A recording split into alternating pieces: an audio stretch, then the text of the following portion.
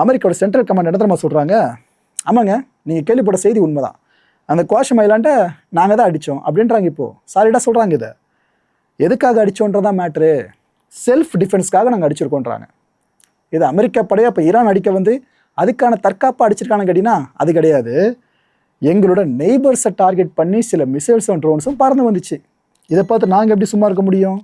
எங்கள் நெய்பர்ஸை பாதுகாக்க வேண்டியது எங்களோட பொறுப்புலேயே, எங்களோட அலைசாச்சு எல்லாருமே. அதுக்காக தான் நாங்கள் அந்த பேலஸ்டிக் மிசைல்ஸு ட்ரோன்ஸு எல்லாத்தையும் அடிச்சு காலி பண்ணிட்டோம் அப்படின்னு இருக்காங்க.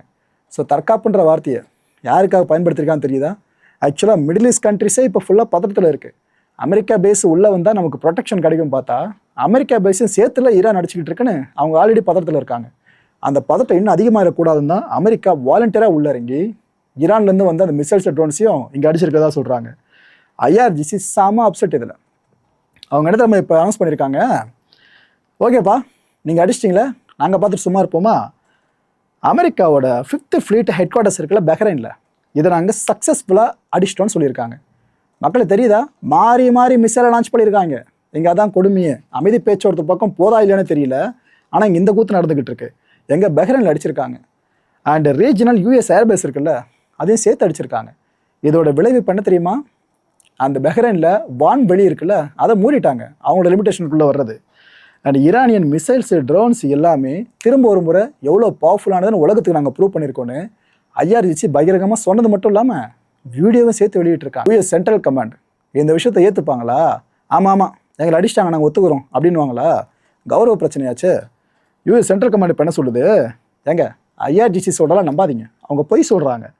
அவங்க அடிக்க ட்ரை பண்ணாங்க, அது இன்னும் உண்மைதான். எங்கள் ஃபோர்ஸ் அடிக்கணும் ட்ரை பண்ணாங்க பஹ்ரைனில், ஆனால் நாங்கள் அடிக்க உள்ளே அவங்க லான்ச் பண்ண மிசைல்ஸ் ட்ரோன்ஸ் எல்லாத்தையும் நடுவானில் அடிச்சு காலி பண்ணுறோம். இன்ஃபேக்ட் எல்லைக்குள்ள கூட அதுக்குள்ள அதோட கதையை முடிச்சிட்டோம். அமெரிக்கா இன்னும் தன்னை தற்காத்துக்கிறதுல ஃபுல் பிளஜாக நிற்குது, முழு பலத்தோடு நிற்கிறோம். எவ்வளோ முறை ஈரானை வர சொல்லுங்கள், நாங்கள் ஒரு கை பார்க்குறோன்னு யூஎஸ் சென்ட்ரல் கமாண்ட் இந்த ஸ்டேட்மெண்ட் வெளியிட்டிருக்கு. இதில் கடுப்பான ஐஆர்ஜிசி என்ன தெரியுமா பண்ணிடுச்சு? குவைத்தில் அடிச்சிருக்காங்க. மக்களே பஹ்ரைனில் ஒரு அடி, குவைத்தில் ஒரு அடி. இதுக்கு யூஎஸ் சென்ட்ரல் கமாண்ட் என்ன தெரியுமா சொல்கிறாங்க?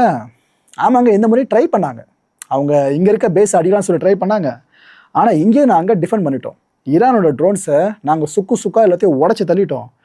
இங்கே ஒரு அமெரிக்கனுக்கு கூட எந்த ஒரு பாதிப்பும் ஏற்படலை, காயமும் ஏற்படலை. இங்கே ஒரு அமெரிக்கன் ஃபோர்ஸோட அசட் கூட பாதிக்கப்படலைன்னு அவங்க ஸ்டேட்மெண்ட்டில் சொல்லியிருக்காங்க. ஸோ பஹ்ரைனில் ஒரு அடின்னு பார்த்தா குவைத்தில் சேர்த்து இன்னொரு அடியை பெருசாக கொடுத்துருக்கு ஈரான்.